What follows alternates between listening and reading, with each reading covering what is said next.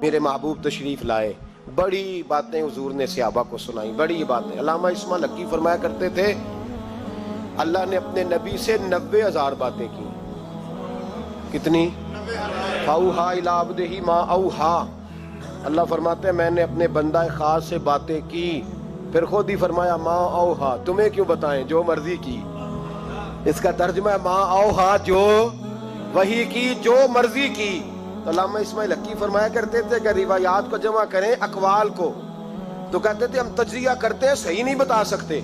اللہ نے اپنے رسول سے 90,000 باتیں کی، اور پھر اپنے محبوب سے کہا کہ محبوب 30,000 باتیں ساری امت کو بتا۔ وہ حضور نے بتائیں، وہ بتائیں کہ یہ کام کرو گے تو جنت ملے گی، یہ کام کرو گے تو دوزخ میں جلو گے۔ فرمایا 30,000 محبوب سب کو بتا، اور فرمایا 30,000 خاص خاص کو بتانا، خاص خاص کو۔ اس لیے حضرت ابو ہریرہ فرمایا کرتے تھے حضور نے مجھے علم کی 2 تھیلیاں دی ہیں، ایک میں نے کھول لیا، دوسری میں کھول نہیں سکتا، مجھ پہ پابندی ہے۔ تو فرمایا خاص خاص کو بتانا، اور 30,000 باتیں ایسی ہیں جو کہا محبوب کسی کو نہیں بتانی، وہ تیرا میرا راز ہے، وہ تیرا میرا۔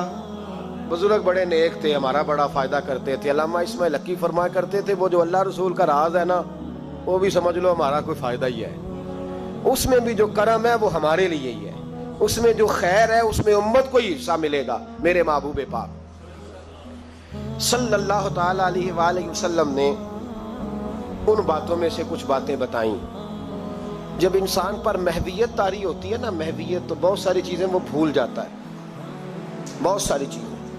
کچھ اوقات ایسے ہوتے ہیں جن میں لوگوں کو احساس ہونے لگتا ہے کہ میں کوئی بلا ہوں، پھر اس کو بچپن کے دوست بھی بھول جاتے ہیں، رشتہ دار بھی، اور کچھ کیفیت ہوتی ہے، ایک وقت ہوتا ہے عروج کا، ایک وقت ہوتا ہے عروج کا، جب آدمی بھولا بیٹھا ہوتا ہے، اسے کوئی اس وقت کیفیات ہوتی ہیں۔ اس وقت کوئی عہدہ ملتا ہے، ہمیں پتہ ہے کہ جب کسی جماعت کا رزلٹ آیا کرتا تھا تو اس وقت صرف رزلٹ کا پتہ ہوتا تھا، پھر کسی اور چیز کی خبر نہیں ہوتی تھی۔ جب انسان کو کوئی عہدہ ملتا ہے تو اس وقت کسی اور چیز کی خبر، بعد میں ہر شے تھوڑی یاد آتی ہے۔ میرے رسول پاک علیہ الصلوۃ والسلام وہاں پہنچے جہاں کوئی پہنچنے کا تصور بھی نہیں کر سکتا، اس عہدے پہ جہاں کسی کے دل میں سوال بھی نہیں پیدا ہوتا۔ حضرت موسیٰ نے تو ایک تجلی دیکھی تو بے ہوش ہو گئے، اور حضور فرمانے لگے میرے دائیں بائیں تجلیاں ہی تجلیاں تھیں، نور ہی نور تھا، آگے پیچھے دائیں بائیں۔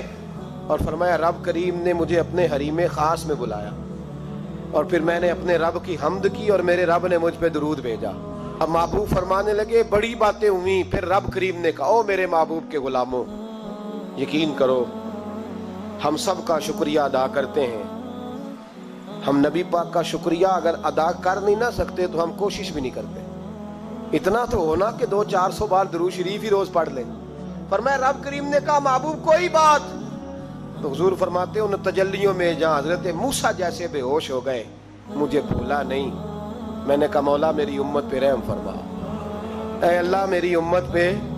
حضور فرماتے ہیں رب کریم نے کہا 70,000 بغیر حساب کتاب بخش دوں گا۔ میں نے کہا یا اللہ تھوڑے ہیں۔ فرمایا ہر رمضان کی رات میں 70,000 بخش دیا کروں گا۔ مولا تھوڑے ہیں، لیلۃ القدر آئے گی تو جتنے پیچھے بخشے ملا کے بخش دوں گا۔ یا اللہ تھوڑے۔ کوئی نہیں اتنا کسی کے لیے بحث کرتا، کوئی نہیں اتنا کسی کے لیے گفتگو کرتا، کون ہے بس ٹھیک ہے سفارش کر دی، میں نے ٹیلی فون کر دیا، مجھ سے جھکا نہیں جاتا، لوگ اتنا ہی کہتے ہیں۔ لیکن محبوب فرماتے ہیں میں نے عرض کی مولا زیادہ کر، تو کہتے رب کریم نے رحمت سے فرمایا، کہا محبوب چل سودا کر لے، آدھی امت کا میں حساب ہی نہیں لیتا، بغیر حساب کتاب بخش دوں گا، چل آدھی کا تو حساب کرنے دینا، آدھی کا۔ تو محبوب فرمانے لگے مولا تو ساری کا حساب کر، میرے ساتھ ایک وعدہ کر، مجھے سفارش کرنے کا حق دے، مجھے سفارش کرنے کا حق دے، میں سفارش کروں۔ عسیٰ ان یبعثک ربک مقاما محمودا۔ تو پھر رب کریم نے فرمایا محبوب جا میں تجھے مقام محمود عطا کروں گا، تو وہاں کھڑے ہو کے بات کرنا۔ میرے رسول فرماتے ہیں پھر وعدہ ہوا وَلَسَوْفَ يُعْطِيكَ رَبُّكَ فَتَرْضَىٰ، محبوب رب آپ کو اتنا دے گا کہ آپ راضی ہو جائیں گے۔ اور مسلم میں لفظ ہیں، خوش ہونے والی بات سنا رہا ہوں، مسلم میں لفظ ہیں۔ ایک صحابی کہنے لگے حضور پھر آپ کب راضی ہوں گے؟ نبی پاک فرمانے لگے اس وقت جب میری ساری امت جنت میں چلی جائے گی، मैं उस वक़्त अपने रब से अब करने का काम ये है कि मुसलमान खोल के दुरूद शरीफ पढ़ा करें। हुजूर के बारे में कभी ख्याल ना लाओ, कभी भी। और हम बड़ी जिम्मेदारी से आपको गाइड करते हैं, हम हर बात सुन लेते हैं। नबी पाक का नाम कोई सही ना ले तो हमसे उस बंदे की बात नहीं सुनी जाती ना, हमसे नहीं सुनी जाती। इस बात पे अपने आप को पक्का करो। शान रसूल, अजमत रिसालत, नबी पाक का मकाम व मर्तबा, इसके बारे में कोई कमजोर जुमला भी कहे तो वो शख्स हमारे लिए काबिल ताज़ीम नहीं है, उससे बेजारी है। हुजूर को अल्लाह ने बड़ी शान अता फरमाई। हमें तो रोज ये जिक्र करना चाहिए कि बालगल गुलाबे कमाल ही का शफत दुजाबे हसनत जमीओ खिसाल सल्लू अलैहि वा। रात आप लोगों ने सोना नहीं, कोशिश फरमाएं, फर्द नहीं है रात की इबादत। अब यहाँ भी लोग सवाल करते हैं, कहते हैं जी सहाबाए किराम में राशिद की रात बेदार रहते थे। तो मैंने कहा भाई वो सारा साल ही रहते थे, वो तो हर रात उठ के इबादत करते थे। हमारा जमाना थोड़ा गड़बड़ आया है तो हम कहते हैं चलो अपने आप मुश्किल हो जाएगा, एक जगह सारे इकट्ठे हो जाए और इबादत कर लें। और ये वही सोच है जो हजरत उमर की थी। उन्होंने कहा अकेले अकेले तरावियाँ पढ़ेंगे तो कोई नहीं पढ़ेंगे, जमात शुरू कराओ। वरना ना हुजूर के ज़माने में बाकायदा हुई, ना हजरत अबू बकर के ज़माने में हुई। तो अगर तू वहाँ शिकवा नहीं करता तो हम तो नफल काम का हुक्म दे रहे हैं, तो कह ही नहीं रहे कि फ़र्द है, वाजिब है। हम तो सुन्नत भी नहीं कह रहे, हम कह रहे हैं कि रात बड़ी नसीबों वाली है, आना चाहिए। और सबसे ज़रूरी इस रात ये है कि हुजूर की नातें सुने।